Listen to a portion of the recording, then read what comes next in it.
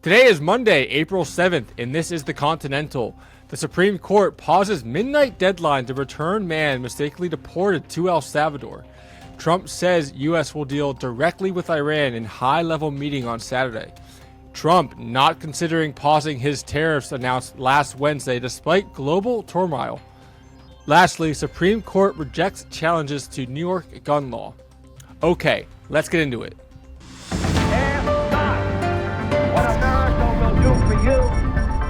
But what together we can do for the freedom of man.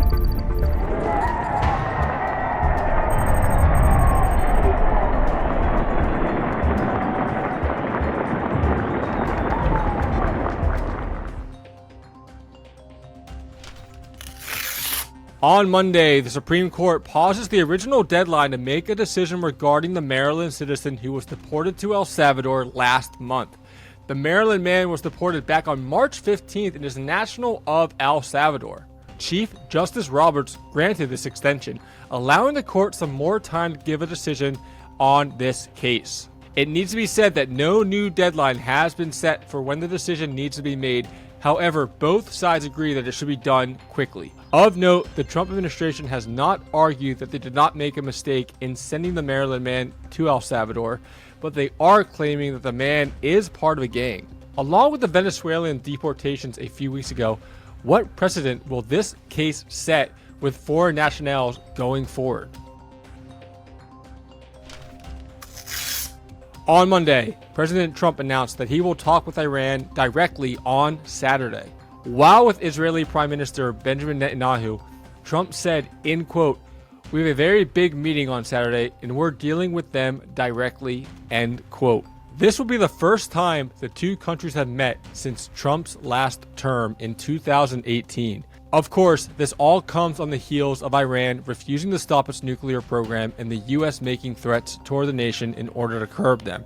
Trump is making it very clear he does not want nuclear warfare to come into the picture between Iran and the US or beyond. Referring to the United States, Netanyahu said, in quote, "We're both united in the goal that Iran does not ever get nuclear weapons, that it can be done diplomatically in a full way, the way it was done in Libya," end quote.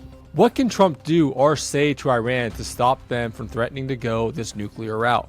Will Trump make any concessions in order to avoid this? Over the weekend, Trump announced that he will not stop or pause the tariffs he imposed last week. Since Trump's Liberation Day last Wednesday, stocks continue to plummet. At close on Monday, Dow Jones was down 0.91%, capturing the third straight day at a loss. In addition, the S&P 500 fell 0.23% as well. Many countries are retaliating against Trump's tariffs as well, with China being one of the biggest culprits. In fact, Trump has reportedly threatened China with an additional 50% tariff on Beijing if the retaliating tariffs were not withdrawn by Tuesday. Unfortunately, it is not only the US stock market that is struggling. London's FTSE 100 is down 4%. So the whole world is asking, not just Americans, is there any recovery action or actions that can be done to save the markets from dipping lower into the negative? On Monday, the Supreme Court turned down a challenge to New York gun restrictions, avoiding a new case on the Second Amendment. The new legislation will restrict the ruling from June of 2022 when citizens of New York were given the right to carry a firearm in public. This law, notably called the Concealed Carry Improvement Act, requires applicants to provide references, family contract info, and social media information in order to be eligible to carry a gun. Of note, concealed firearms will still be banned in certain places, such as healthcare facilities and churches. This case is interesting as ultimately the issue of the right to bear arms still seems to be very situational and state-based. This all being said, how much does this threaten personal freedoms while also addressing a necessary issue of gun violence? Today has been Monday, April 7th, 2025, and this has been The Continental.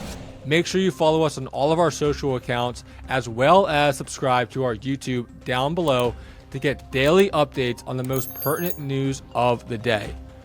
Until then, we'll see you tomorrow. Take care.